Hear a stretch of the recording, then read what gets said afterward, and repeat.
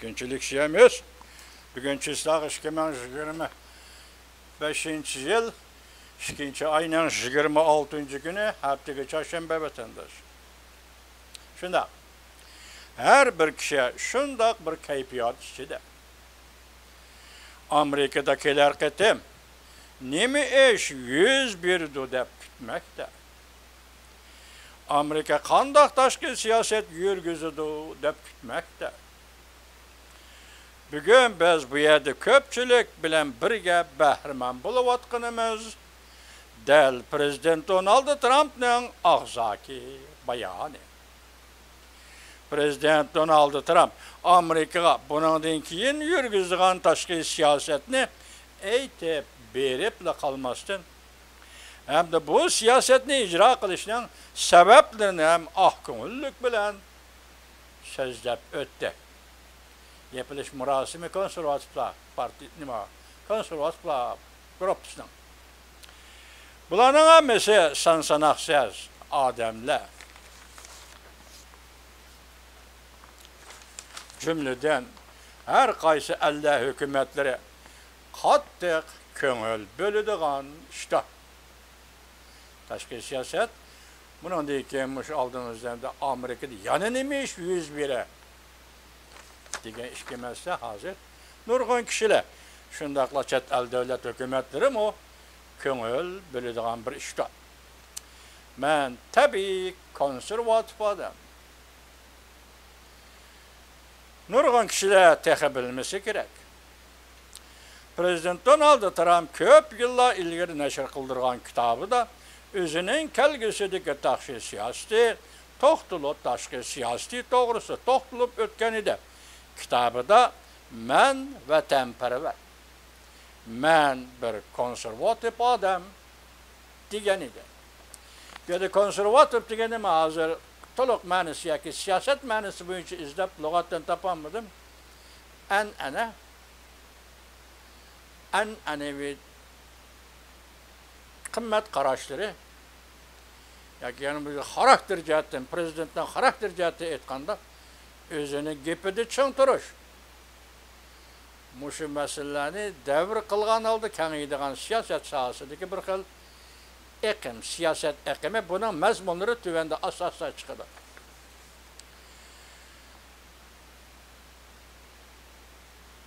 Men bir vatanparvarman, men bir konservativ odamman degan edi. Prezident Donald Trump mundoq degan edi. Men bir vatanparvar. Vatanni qizg'in suyish kichigimdan boshlangan. Qizg'inlik muvaffaqiyat qozonishning harakatlantiruvchi kuchidir. Mening o'zimni bag'ishlash ro'yim vujudimda cho'nqur yiltiz tortgan. Men diqqat qiladigan masalada hech qachon tavrini boqqan emas. Qanday? Uyg'urcha izohliq lug'atda konservativni mutaassib debdi. Mutaassib deganda men o'zimning ko'z qarashida yoki o'zimni bag'ishlash ro'yi bo'yicha vujudimda yiltiz tortgan bir kuch va men diqqat qiladigan masalada hech qachon voz kechib boqqan emas. Endi bu bir xarakter bilan birlashganda o'zlikka aylanganda harakat va qilmoqchi bo'lgan kishi qilmoqchi bo'lgan ish o'zlik bilan qo'shilib ketganda o'zlikning xarakteri bilan birlashganda o'zining maydonda qattiq turadigan bir xil pozitsiya, maydon pozitsiya o'tirg'i chiqadi. Vatandosh hozir prezident Trump shuni o'zi yozgan kitobida so'zlayapti. Men o'zimning masligida yoki siyosat yo'lim hech qachon tavrini boqqan emas. Men tayyorlik qildim. Men tayyorlik qilib qo'ydim. O'tmishda ham, hozir ham. Agar sen bir ishga qiziqadigan va cho'nqur ko'ngil bo'lgan chaqda o sana ishongili bo'lmaydigan energiya va iqtidor elib keladi. Bir ishni yaxshi ko'rdingmi, qiziqish bilan yaxshi ko'rding. Bir ishni boshqa elib chiqishga to'g'ri kelishini ko'nglingga niyat qilgan bo'lsang, buni qiziqish bilan kirgin, o ishni davomlashtirib va boshqa elib chiqishga ham shunday qizg'inlik bilan muomala qildi. energiya va iqtidor elib keladi. Qizg'inlik. Men buni qizg'inlik deb atayman. Men doim shundoq deytim. Qizg'inlik bo'lmasa, zor ishlarda muvaffaqiyat qozong'ili bo'lmaydi, deydi prezident Donald Trump. Bu so'zlarga nurg'un kishilar biron ishonmaydi.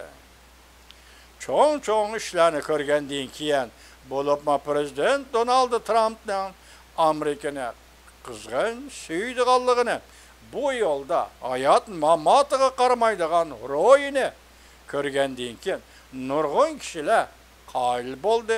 Hatta Donald Trumpning muxolifatchilari buningga qoyil bo'ldi. Prezident Donald Trump o'zining tabiiy bir holda konservativ ekanligini iqror qildi. Hamda harbiy ishlarda qattiq bo'lishni, tashqi siyosatda ham qattiq bo'lishni qo'lladi. Demak, bir siyosiy bir davlat rahbari bo'lish sifatida harbiy jihatda qattiq bo'lish, tashqi siyosatda qattiq bo'lish. Bu anda bir rahbar uchun aytganda qaltis gap vatandosh. Biz buni darhol his qilib yetolmaymiz. Bir rahbar, bir davlat rahbari uchun aytganda prezident Donald Trumpning bu siyosat falsafasi harbiy ishlarda qattiq bo'lish va shundaqla tashqi siyosatda qattiq bo'lish bu qaltis gap vatandosh. Tashqi siyosatda qattiq bo'lishni qo'lladi. Prezident Donald Trump mundoq dedi: "Men tabiiy konservativ odamman." 3 qatim takrorlandi, diqqat vatandosh. Men tabiiy konservativ odamman. Bu konservativ odamning hozir ikki xarakterdagi ikki xil xususiyat o'tirib chiqdi. Biri nima deydi? Harbiy ishlarda qattiq bo'lish. Masalan, tashqi siyosatda qattiq bo'lish. Bu konservativ odamning siyosat maydonidagi iddiasi. Konservativ odamman. Men o'zgarmaydigan kasbiy axloqqa, an'anaviy qimmat qarashlarga rioya qilaman. Men nurg'un jihati intayin tartiblik, harbiy ishlarda qattiq bo'lishni, tashqi siyosatda qattiq bo'lishni qo'llayman. Mana bu konservativ degan bu siyosat eqimining konkret tadbiri vatandosh. Ve asası konservatif bo'lishning falsafa asası siyosat sohasida shundaqla jamiyatdan xulosalangan fikr ve onun mantiqiy yakuni desangiz, buning o'zi ham xulosalangan fikr. Qarab turing. Men tabiiy konservativ odamman. Men o'zgarmaydigan kasbiy axloqqa, an'anaviy qimmat qarashlarga rioya qilaman. Men nurg'un jihati intayin tartiblik, adablik, harbiy ishlarda qattiq bo'lishni, tashqi siyosatda ham qattiq bo'lishni qo'llayman.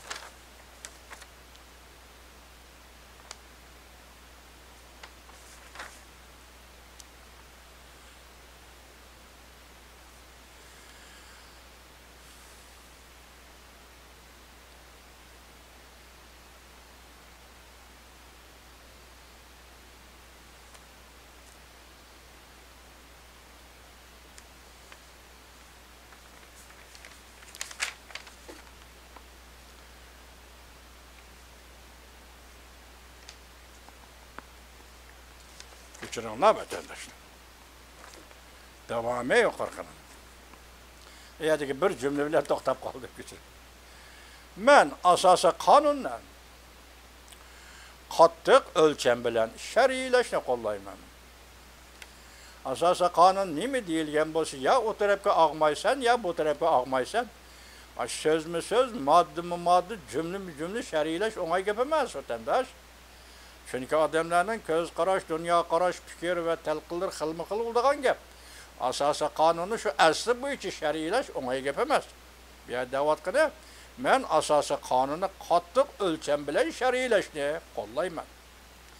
Demakchi menki qonun amaldori o'lgilarga sodiq bo'lishi lozim. Herkesmi o'zining ijtimoiy jamiyat uchun tushib chiqqan yoki tuzib olgan siyosatlariga sodiq emas, asosiy qonunga va o'lgilarga, moddalarda bekitilgan hukum xarakterli fikrlarga sodiq bo'lish lozim. Men an'anaviy konservativ qimmat qarashlarining so'zchisiman. Hozir yeshib beryapti yashmish shaklda konservativ degan nima degan? Men an'anaviy konservativ qimmat qarashlarining so'zchisiman. Herkes o'zimni turib, tirishib xizmat qilaman. Har kuni kechiringlar. O'rnimdan turib, tirishib turib xizmat qilaman. Men azaldan bir samimiy odam. Men ham shundaqla muvaffaqiyat qozongan odam. Mening hozir bir necha 10 milliard dollar pulim bor. Her bir sent pulni men tirishchanligiga tayinib, o'zimning tirishchanligiga tayinib topgan puldir. Mening savdo tijoratim amdila boshlangan chaqda dadam menga ko'p pul bermagan. Ammo dadam menga intayin yaxshi kasbiy axloq tarbiyasi bergan. Agar mening dadam men amdila ish boshlagan chaqda menga 200 milyon yoki 300 milyon dollar bergan bo'lsa, bilasizlarki, mening dadam cho'qim mendan bezor bo'lgan odam bo'lib qoladi. Demak, ben dadam bergan tayyor pulga tayinib turib ish qilaman, yo'l tutaman emas. Men o'zim tirishib, o'zimning yo'lini tutib, o'zimning yo'li bilan yetaman degan maqsad yetaman. Savdo tijorat sohasida ham shundoq, siyosat sohasida ham shundoq. Onun kitabida, Prezident Donald Trump yozgan kitabida yana bir bobga qo'yilgan mavzu mundaq. Tashqi siyosat biz hamda Prezident Trump buni da bir qancha yillar ilgari so'zlagan so'zga diqqat og'dirayli. Bayqaymizki, hem bu bayqash shundoq tushundirish bo'lib qoldi-ki, Prezident Donald Trump nemishqa kishini cho'chitgidek so'z iborlarni so'zlaydi va yana nemishqa shu so'z iborlarga yarasha harakat qiladi. Amaliyotda bunga allaqachon javob berilib bo'lingan edi. Masalan, hamda mavzu, kichkina mavzu, Prezident Donald Trumpning tashqi siyosati. Prezident Donald Trump biron yozgan kitobida o'zining vatanparvarlik ro'yini aniq gavdalantirgan. Mening tashqi siyosatimning asosiy deb boshlaydi Prezident Donald Trump yozgan kitobida. Kuch bilan harakat qilish shakli. Yani bir davlat rahbari, bir prezident kuch bilan bu yerda ko'z tutayotgan kuch o'zining kuchi, balki dahi rahbar o'rinda. Ikkinchisi bu yerda ko'z tutayotgan kuch davlat kuchi. Men kuch bilan harakat qilish shaklini, yani bu deganlik biz butun dunyoda en kudretli harbiy kuch o'rnida turishimiz kerak. Yani bu deganlik Amerika Qo'shma Shtatlari butun dunyoda en kudretli harbiy kuch o'rnida turishi kerak. Harbiy kuchimiz boshqa davlatlarning harbiy kuchidan eshib ketgidek bo'lishi kerak. Yoki Amerikaning harbiy kuchi boshqa davlatlarning harbiy kuchidan eshib ketgan bo'lishi kerak. Ustun turishi kerak. Biz boshqa davlatlarga ko'rsatib qo'yishimiz kerakki, biz bilan hamkorlashuvchi davlatlarning amaliy iqtisodiy kuch bilan rag'batlantiramiz. Bizga moslashmagan davlatlarni jazolaymiz. Bular halaqa qonunsiz pul jo'ydigan davlatlar. Terrorist guruhlarga yordam beradigan davlatlarni Prezident Trump bu yerda ko'zda tutyapti. Arkada Prezident Trump kitobida, yani mundaq ko'rsatdi. Agar biz dunyoviy soqchi bo'lish rolini davomli o'ynaydigan bo'lsak, albatta buning uchun biz haq elishimiz lozim. Demak, Amerika Qo'shma Shtatlari o tarafga yoki o davlatga bir qatam askar chiqaradigan bo'lsa, bu tarafga ya bu davlatga bir askar chiqaradigan bo'lsa tarixda, bu qanday hisoblandi uni bilmaymiz, xabarimiz yo'q. Hozir prezident Donald Trampning so'zi bo'yicha aytganda, biz agar davomli Amerika Qo'shma Shtatlari dunyoning soqchisi bo'ladigan bo'lsa, biz uni haq olamiz deydi. Bu albatta to'g'ri-da vatandosh, bu armiya birek bor degan gap. Ular kuch ishlatdi, qo'lidagi harbiy kuchni ishlatdi degan gap, o pul dollar degan gapda vatandosh. Shunga ma yaqin 2-oyning 14-kuni Myunxenda ochilgan xalqaro bexatarlik yig'inida Amerika Qo'shma Shtatlari davlat mudofaa ministri Pat Hages dedi-ku, mudofaa xarajini oshirishing kerak. Hech bo'lmaganda 5% ga ko'tarishing kerak. NATO va Yevropadagi davlatlar. Ehtimal shundaq mazmunlarda, yani seni Amerika hammani o'z ichiga olmaydi dedi-ku. Hozir shu gap mayli prezident Trampning o'zining og'zi bilan kitobida chiqyapti o'tirgan vatandosh. Davomli soqchi kuchi bo'lib rol o'ynaydigan bo'lsa Amerika, buningga biz haq elishimiz kerak. Prezident Trampning kitobda tilga olgan bir jumla so'zidan Jungo Kompartiyasi bearam bo'ladi albatta.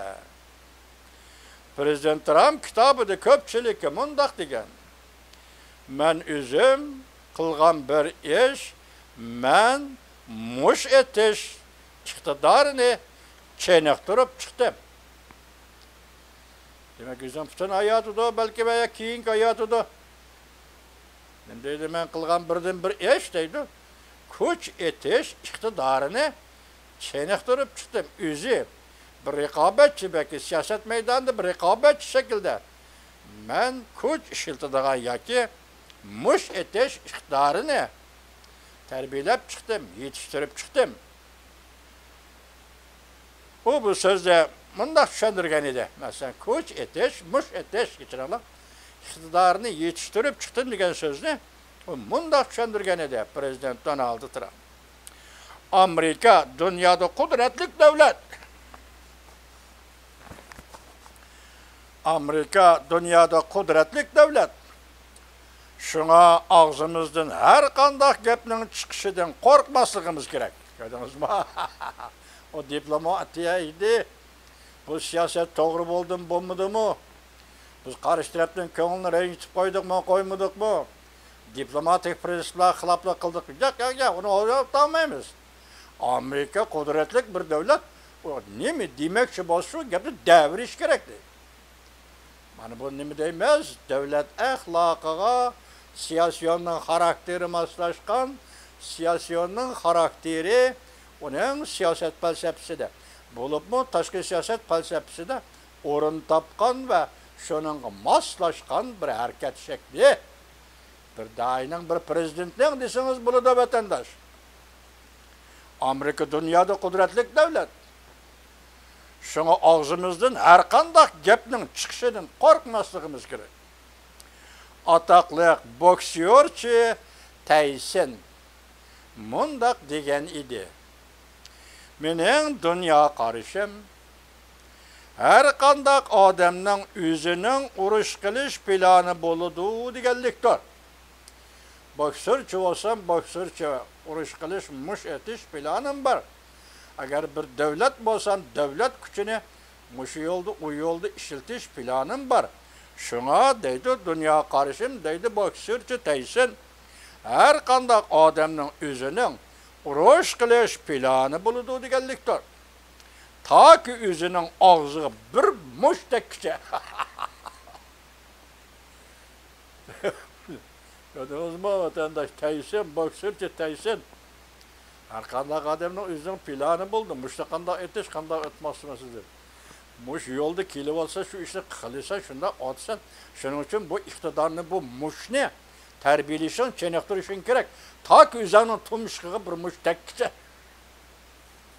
Bu Tysonning gibi ekan. boksörçü Tyson'ı bunu Prezident Donald Trump nakil qilib aptida vatandaş. Ta ki yüzünün ağzına bir moş kelip tekkice. Prezident Donald Trump bundaq ta'kidledi.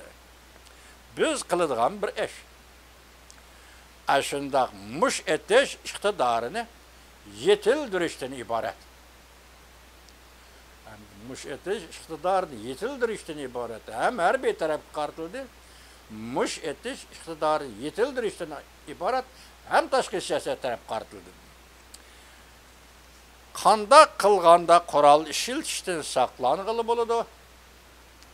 Eng yaxshi chora shundaq bo'ladi ki, kishilarga amaliy kuchingni ko'rsatib qo'y. Yani bunu siyaset felsefesi deyimiz ötede. Hazır kuchni ta'kidladi, davlatning kuchini ta'kidladi, armiyaning kuchini ta'kidladi, tashqi siyosatda qattiq bo'lishini ta'kidladi. Buning mavzusi hargiz men Muşo qoral, kuchi ve devlet kuchini ishlataman degan yerdan bir og'iz gap qilmadi vatandaş. Onun aksicha hozir bir oy bo'ldi, bir oy ichida Hamas bilan İsrailning urushini oxirlashtirdi. Qandaq natija berishdan qat'iy nazar, endi oldimizda o'zi aytdi bir necha hafta ichida Ukraina Rossiya urushini oxirlashtirman dedi. Söz mesela kuch to'g'risida, davlat kuchi to'g'risida, diplomatiya va tashqi siyosatning kuchi to'g'risida so'zlayotgan Prezident Donald Trump yana bir tarafdan ikki maydon urushni oxirlashtirdi. Bunun bir maydoni oxirlashdi, bir maydon yaqinda oxirlashadi degan gap. Bu yerda prinsip nima? Prinsip shukanki, kuch bilan tinchlikni ishga oshirish, kuch bilan tinchlikni himoya qilish, kuch bilan tinchlikni saqlash. Bu herkes bir-biriga ziddiyatga emas vatandaş. Prezident Donald Trump'ning siyaset felsefesi, yoki doila felsefesi dal mana shu edi. Kuch bo'lmasa nada tinchlik? Kuch bo'lmasa qaysi tinchlikni saqlab qola olaysan? Kuch bo'lmasa tinchlik to'g'risida qanday gap qila olaysan? Mumkin emas. Shunga davlat kuchi, armiya kuchi tinchlikni saqlash va tinchlikni ishga oshirishning qudratli kuchidir. Yani Prezident Donald Trump shunaq demoqchi bo'lyapti, ham shundoq qilyapti oldimizda vatandaş. Bunu qayta o'qib o'rgansak bo'ladi bu fikrni vatandaşa. Bugungi leksiyalarimiz shu yerda oxirlashdi. Xush vaqt bo'linglar vatandaşlar.